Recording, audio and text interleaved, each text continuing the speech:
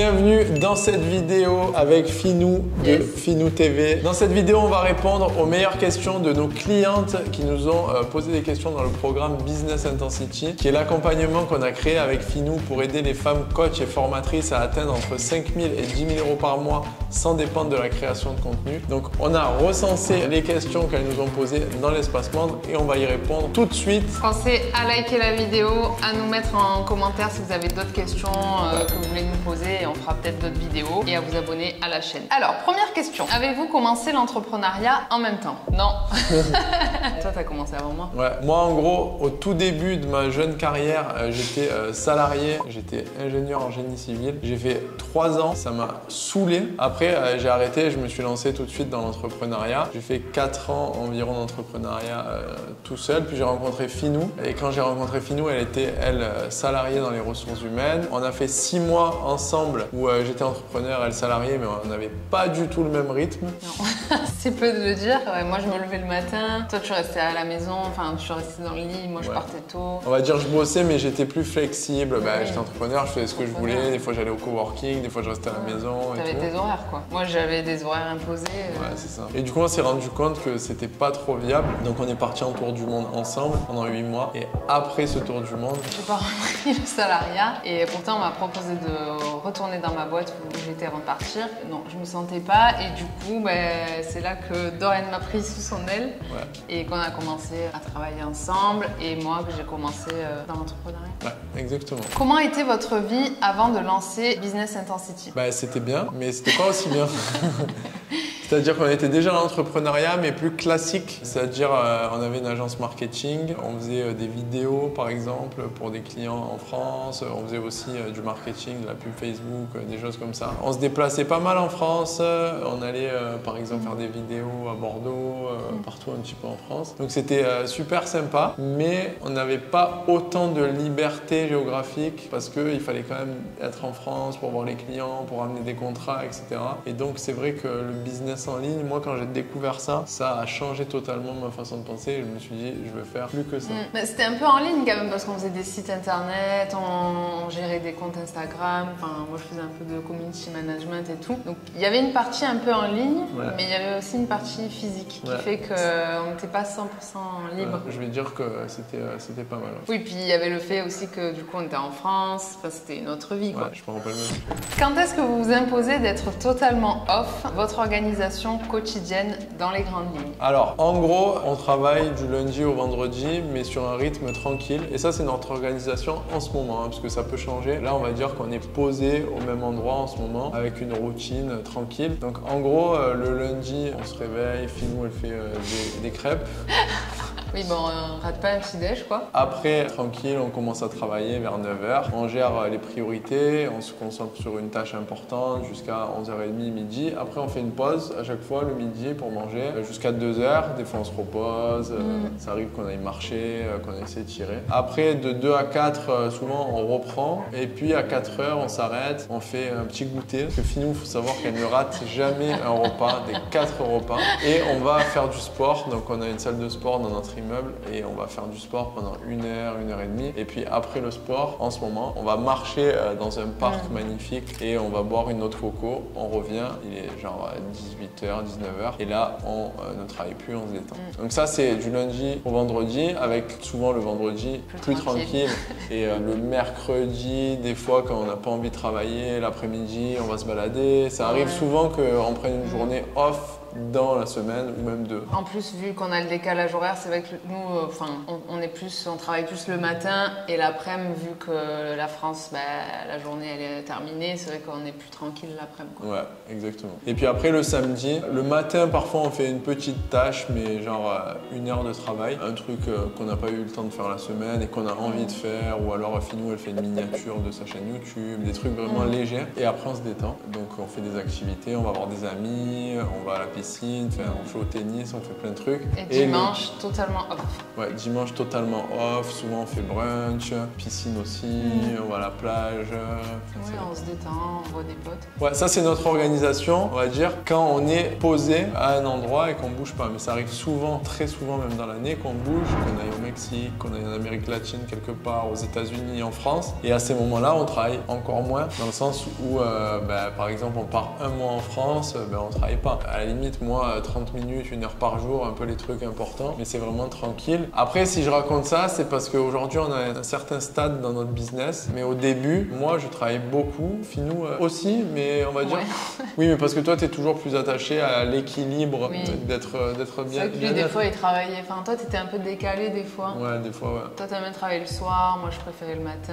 Mais non, en gros, on a eu une phase où quand même, on était vraiment concentrés. Je faisais pendant une phase des journées de 8 heures. C'est souvent le démarrage, quand il faut lancer son business, trouver ce qui marche. On comptait pas les heures. Après, on était passionnés, donc ça va. Il y a des phases, en fait, dans l'entrepreneuriat, c'est des cycles. Et quand il y a un cycle qui marche, ce qui est bien, c'est qu'on peut se reposer. On pourrait aller là 3 mois en France, se détendre avec notre famille. Franchement, maintenant, on a une équipe. Et tout. Les phases où vraiment, on a vraiment beaucoup travaillé, c'est quand on faisait le programme, par exemple. Ouais, voilà. Voilà, où tu écris la formation, il faut le tourner, tout ça. Voilà. La plus grosse partie, c'est ça, c'est de sortir un bon programme, vraiment qui va rester dans le temps et que les gens vont adorer. Ça, on a bien travaillé, mais c'était genre, 3-4 mois intensifs, mais ça dure pas toute une nuit, quoi. Heureusement. Pour être en harmonie avec vos valeurs et vos objectifs, c'est quoi votre ratio de temps de travail plaisir, même si le travail est un plaisir? Je dirais quasiment, pour nous, en semaine, c'est quasiment moitié-moitié. Je dirais que sur les 12 heures éveillé, en gros, on travaille 4 heures, on se détend 4 heures et après 4 heures, il y a les trucs de manger, se doucher, etc. Et le week-end, c'est quasiment 90% plaisir et 10% travail. Oui, puis après, vu qu'aussi on est en couple, on travaille ensemble, on vit ensemble. Donc en fait, c'est vrai que le travail, des fois même je lui dis bien, on arrête de parler du travail. Mais en fait, après moi, je renchaîne sur un truc. Je rentre dingue. Non mais c'est vrai, ça fait partie de notre vie, on travaille ensemble sur les mêmes projets, etc. Donc c'est vrai que le travail, ça devient même plus... Enfin si, c'est un travail, mais ça fait trop partie de notre vie, même perso, on s'en rend même pas compte, quoi. Ouais. Non mais c'est vrai. Oui, des fois, on est, par exemple, samedi, on était dans la piscine d'un ami qui est aussi entrepreneur. On se détendait, on discutait, on nageait, etc. Après, on s'est posé au soleil, on se racontait des anecdotes business rigolotes. Mais c'est tellement détente qu'on n'a pas l'impression de travailler, c'est enrichissant. Franchement, c'est de la bombe. Ah, autre question. Comment intégrez-vous la spiritualité dans votre parcours personnel de couple et votre vie professionnelle? Alors, la spiritualité, je dirais que Finou, elle l'intègre genre naturellement. Ah ouais? Parce que toi, tu ressens les énergies, t'es intuitive. Ah, oui. T'as même pas besoin d'appeler spiritualité que t'es spirituel un peu. Oui. Des fois, tellement, pour elle, les concepts de spiritualité, tellement c'est éloigné pour elle parce que c'est intuitif pour elle, en mode, elle ressent les énergies des lieux, des gens, de tout en fait. Des événements, tu ressens comme moi, je suis pas bien, tu ressens tout. C'est spirituel un peu ça, le ressenti. Oui. Et moi, je lis beaucoup parce que avant, en fait, vu que j'étais très rationnel, parce que je suis ingénieur à la base, petit à petit, en lisant, en rencontrant des gens, en voyageant, je me suis ouvert et je suis sorti de cette polarité 100% rationnelle. J'ai découvert qu'il y avait des gens qui étaient pas du tout rationnels et à fond dans la spiritualité. Et j'ai pris ce qui était intéressant chez eux tout en gardant mon côté rationnel. Donc, en gros, j'ai équilibré mes polarités et je pense que c'est ce que devraient faire beaucoup d'entrepreneurs parce qu'ils sont soit tout à droite, soit tout à gauche. En fait, il faut s'équilibrer, tout simplement. Et qu'est-ce que tu dirais dans le fait que comment on l'a intégré dans notre parcours de couple? Juste d'écouter un peu les ressentis. D'être plus dans le moment présent. On lit beaucoup de livres aussi sur la spiritualité. On se partage des trucs. Dans le programme Business Intensity, du coup, il y a quand même un max de spiritualité. Mais ces spiritualités, c'est vrai, à ma sauce un peu. C'est pas la spiritualité classique. Après, chacun sa compréhension aussi de la spiritualité. Parce que justement, la spiritualité, ça s'explique pas. Donc c'est ce qui sort du rationnel. Donc en fait, c'est juste se faire confiance et s'écouter, quoi. Et c'est vrai que moi, avant, j'étais pas du tout ouverte à la spiritualité et tout. Et c'est plus toi, alors que t'es plus rationnel que moi, qui m'a m'a amené un peu vers Mais ça, toi, qui m'a fait découvrir des nouvelles choses et tout. Mais toi, tu l'étais sans l'expliquer. C'est pas pareil en fait. C'est parce que pour toi, c'est juste que le concept spiritualité, en fait, vu qu'il y a beaucoup de gens qui utilisent la spiritualité dans leur marketing, Finou, ça l'a repoussé un peu parce qu'elle trouvait ça un peu malsain, par exemple. D'utiliser ça pour amener à des fins, à certaines fins. Mais en fait, spirituel, tu l'étais déjà. C'est ça. Oui, c'est que j'avais pas de mots à poser dessus, quoi. Oui, de pas être spirituel, c'est en mode t'es analytique, rationnel et tout ce qui est le ressenti, tu l'écoutes jamais. Toi, ça n'a jamais été ton cas. Non, moi je fonctionne beaucoup au ressenti. Tu es totalement intuitive. C'est vrai. C'est vrai, non? Des fois d'ailleurs, tu dis n'importe quoi. Non, c'est toi qui dis n'importe quoi. Des fois, tu dis n'importe quoi, il n'y a pas d'explication. Mais tu te dis, en fait, c'est ton intuition. Exact. Donc, c'est pas n'importe quoi. Non, mais bon. Quelle est jusqu'à présent votre plus grosse galère? Oh là là, on en a eu des centaines. Alors, si c'est des galères dans l'entrepreneuriat, on en a eu plein. Je pense, comme tous les entrepreneurs. Par exemple, on a eu des gens qui nous ont pas payé, des sommes énormes qui nous devaient, qui s'étaient accumulées. On a eu des comptes de paiement qui ont pu être bloqués à un certain moment, des stress. Compte Facebook, Facebook Ads bloqués. Ouais. Et en perso? Et en perso, des fois. On a eu pas mal pendant le tour du monde. Ouais. En perso, des fois, vu qu'on est tout le temps ensemble, à la fois relation romantique et à la fois travail, des fois on se supporte plus. Ça arrive. C'est une grosse galère, ça. Si, c'est des galères. Ça, tu viens sur la question d'après. Attends, quelle est notre plus grosse galère perso, par exemple? Ah oui, moi, je me rappelle d'une anecdote en voyage. Ah oui, vas-y. On était en Australie pendant le tour du monde. Ah oui. Et en gros, on avait loué un van dans une certaine ville et on devait remonter 1500 km au nord et rendre le van et prendre un vol pour aller en Nouvelle-Zélande. Donc on fait notre trajet, on s'arrête, on fait notre trip et tout. Et arrivé à quoi? Même pas 100 bornes de l'arrivée, on a eu la route barrée parce qu'il y avait des gros orages, des grosses intempéries. Route barrée, c'est-à-dire qu'on pouvait plus aller dans la ville, mais il n'y avait même pas d'autres chemins, rien quoi, route barrée. Et surtout, c'était la veille de ton anniversaire, j'avais réservé un hôtel, donc pour qu'on ait un peu de confort après tant de jours en van. L'hôtel était à 30 minutes, route barrée. Trop beau en plus. Ouais. Route barrée, inondation dans la ville et on a dû repartir 1500 km dans l'autre sens pour rendre notre van dans la première ville. Dans la première ville. Et en fait, après, on avait regardé sur les réseaux sociaux, on avait vu que dans la ville où on avait l'hôtel, il y avait les gens qui en fait évacuaient leur maison parce qu'elles étaient inondées et il y avait l'armée sur le toit avec des snipers en train de tirer sur les crocos pendant que les gens... Et donc on s'est dit, ouais, on a échappé. Ouais, on a échappé, mais bon, il n'y avait pas de déviation, quoi. En France, quand tu as une route barrée, tu as une déviation pour t'as un autre chemin. Là, non, tu dois repartir dans l'autre sens. Ouais.